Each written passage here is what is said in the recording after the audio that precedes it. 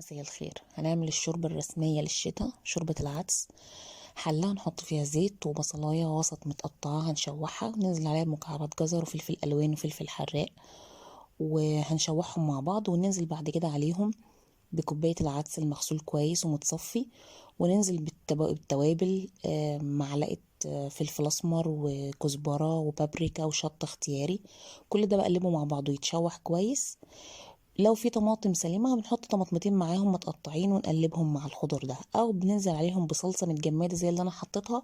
وهسيب كل ده، ازود عليه المية واسيبه لغاية ما يغلي ويستوي تماما العدس، وبعد كده بضربه بالهاند بلندر او في الخلاط.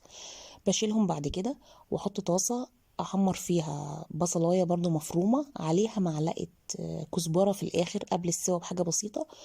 لما بتتحمر بعملها زي طشة للعدس، وبعد كده بديله غلوة بعد ما بحط عليه الطشة دي، ويبقى ده شكل